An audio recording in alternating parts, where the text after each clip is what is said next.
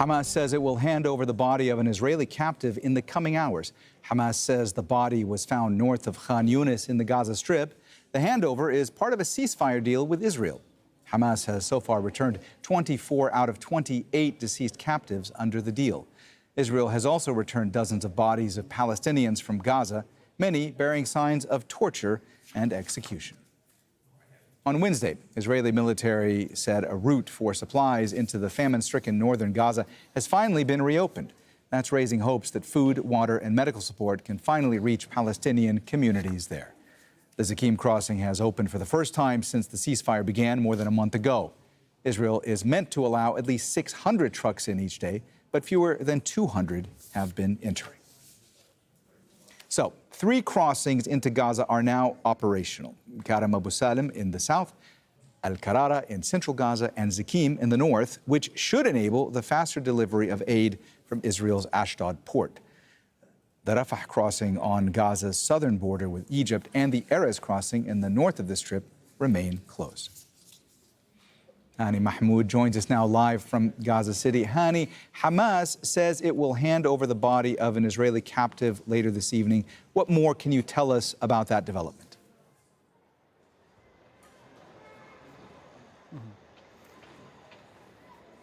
Well, you know, Mohammed, this is part of ongoing a process of searching, locating, and pulling bodies of deceased captives from under the rubble across the Gaza Strip. This time, the search took place in the eastern part of the city of Khan Younis, and likely the handover will take place from the same exact location at about 8 p.m.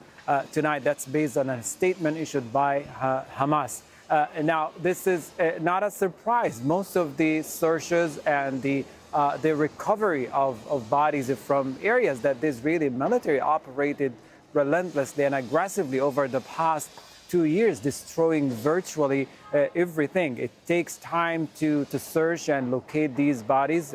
Often happen in area where buildings, public facilities, and infrastructure have been destroyed completely, particularly in areas like the eastern part of the Strip that are now officially under the Israeli military control, better known as areas behind the yellow line, the demarcation line created by the Israeli military to redraw the Gaza map, often under a pile of rubble or inside collapsed buildings that have been destroyed over the past 2 years. And now all of this is happening, of course, with the coordination of the International Committee of the Red Cross that over the past weeks have been seeking permission by the Israeli military to enter these areas and allow for proper search. But the search is happening without enough equipment or heavy machinery to help remove a pile of rubble across the Strip. This will bring down the number of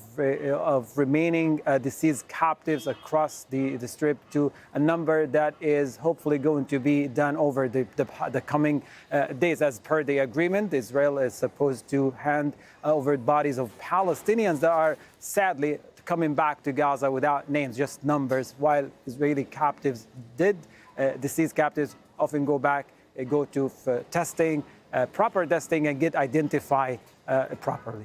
Hani, I want to shift gears for a moment and speak about the aid distribution, or rather lack of aid distribution in Gaza. We know that the Erez crossing and the Rafah crossing remain closed. Others, though, have opened.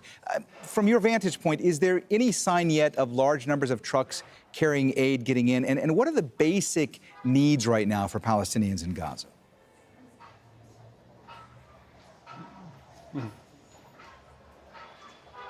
Well, even when aid does come in, it is still, when we look at the volume and the type of aid that is allowed, which, by the way, we're talking about a trickle amount of aid compared to the number of commercial trucks that have been allowed into the Gaza Strip. It often consists non-essential. Just a brief walk into any of the market streets here, you would realize right away that the vast majority of items that have been allowed here, commercially of course, are non-essentials. People walk for a long time around these market streets from one area to another. We've seen people coming from central area searching for a source of protein, source of vitamins in Gaza, and vice versa. People go to central area to market streets in that part of the Gaza Strip, searching for items that are missing.